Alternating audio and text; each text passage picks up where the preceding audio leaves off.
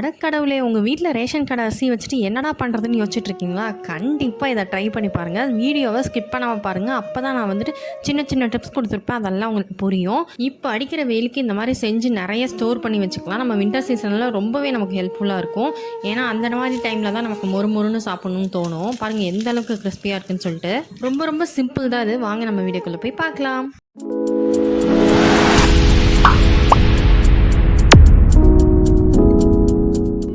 இந்த ரெசிபிக்கு அளவு தான் ரொம்ப முக்கியம். நான் இந்த டம்ளரில் 3 டம்ளர் அரிசி எடுத்திருக்கேன். நல்லா தலை தட்டி எடுத்துக்கணும்.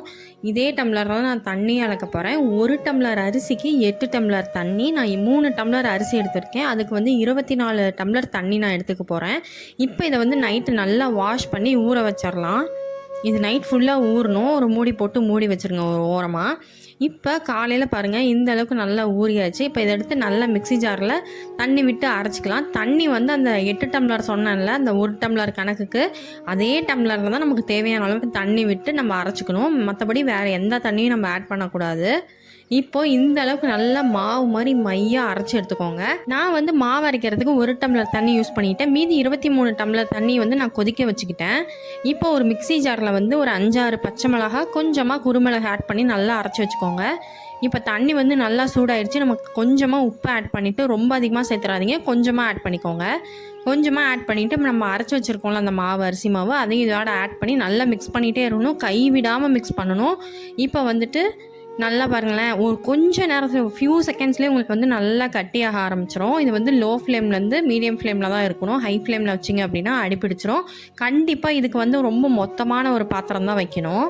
கடைசியாக நம்ம கரண்டியில் நம்ம எடுத்து இந்த மாதிரி கையில் வச்சு தேய்ச்சோம் அப்படின்னா அது அப்படியே நிற்கணும். அதுதான் கரெக்டான பதம். அப்படி இல்லைன்னா கையை நல்லா நனைச்சிட்டு தொட்டு பார்த்தீங்க அப்படின்னா அந்த மாவு கையில் ஒட்டாது. அதுதான் கரெக்டான பதம். அது வெந்துருச்சு அப்படின்றதுக்கு. இப்போ கடைசியாக நம்ம அரைச்சி வச்சுருக்கோம்ல அந்த பச்சை மிளகா, குருமிளகு, அதையும் ஆட் பண்ணிவிட்டு சீரகம் கொஞ்சம் தாராளமாக போட்டுட்டு அது கூடவே பெருங்காயம் கொஞ்சம் ஆட் பண்ணிக்கோங்க. அவ்வளோதான். இப்போ பாருங்கள், நாங்கள் வீட்டில் கீழேருந்து நாங்கள் மொட்டை மாடிக்கு எடுத்துகிட்டு வர கேப்லேயே இந்த அளவுக்கு நல்லா கெட்டியாயிருச்சு. இது நான் காலையில் ஒரு 10 மணிக்கு நாங்கள் போட்டுட்ருந்தோம். டைம் ஆகிடுச்சு வீடியோ எடுத்ததுனால. பாருங்கள், ஒரு கரண்டி, இந்த கரண்டி தான் அளவு. இதே கரண்டியில் நீங்கள் போட்டிங்கன்னாவே போதுமானது. மீடியம் சைஸ் கரண்டி தான், ரொம்ப பெருசும் இல்லை ரொம்ப குட்டியும் இல்லை. இந்த மாதிரி ஊற்றிட்டு லைட்டாக ப்ரெஸ் பண்ணி எடுத்திங்கன்னாவே போதும். இந்த அளவுக்கு அது மொத்தமாக இருக்கணும். அப்போ தான் அது காஞ்சி வரும்போது கரெக்டான சைஸில் நமக்கு கிடைக்கும். என்னடா அது இவ்வளோ மொத்தமாக இருக்குதுன்னு நீங்கள் யோசிக்காதீங்க. இதுதான் கரெக்டான பதம். இது நல்லா காஞ்சி வரும்போது நல்லா அப்படியே மெல்லிஸாக வந்துடும்.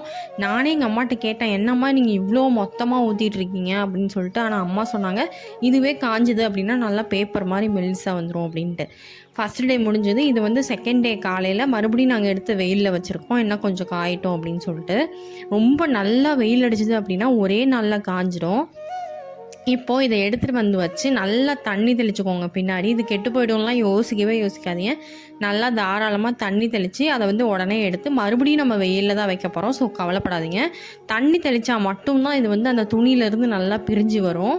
நீங்கள் காய வைக்கும் போது கீழே ஒரு பாய் போட்டுட்டு அதுக்கு மேலே துணியை போட்டுக்கோங்க. அப்போ நல்லா ரொம்ப சுருங்காமல் நல்லா நீட்டாக காஞ்சி வரும் நமக்கு. இந்த தண்ணியை தெளிச்சுட்டு 3 to 4 மினிட்ஸை அப்படியே ரெஸ்ட்டில் விட்டுருங்க. எதுவும் டிஸ்டர்ப் பண்ணாதீங்க. அதுக்கப்புறம் நீங்கள் பாருங்கள், சல்லுன்னு அந்த ஒரு ஃபுல் இதையும் நம்ம எடுத்து முடிச்சிடலாம். அதே மாதிரி இன்னொரு விஷயம், நீங்கள் காய வைக்கும் போது நல்ல பேப்பர் மாதிரி மெல்லிசாக தோசை மாதிரி போட்டிங்க அப்படின்னா அந்த துணியிலேருந்து ஒட்டிக்கிட்டு வரவே வராது. கம்ப்ளீட்டாக நீங்கள் பண்ண வேலை அத்தனையும் வேஸ்ட்டாக போயிடும்.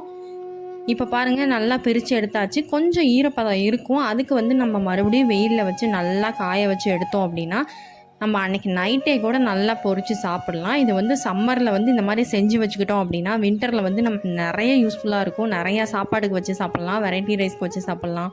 எல்லா ரைஸ்க்குமே இது பெஸ்ட்டாக இருக்கும். இது ரொம்ப ரொம்ப ரொம்ப சிம்பிளான வேலை தான். ரொம்ப வேலையே கிடையாது. அரைச்சி ஊற்றி நம்ம காய்ச்சி அதை எடுத்துகிட்டு போய் காய வைக்கிறது மட்டும்தான் நமக்கு வேலை. கடைசியாக அதை எடுத்து பிரித்து வைக்கணும்.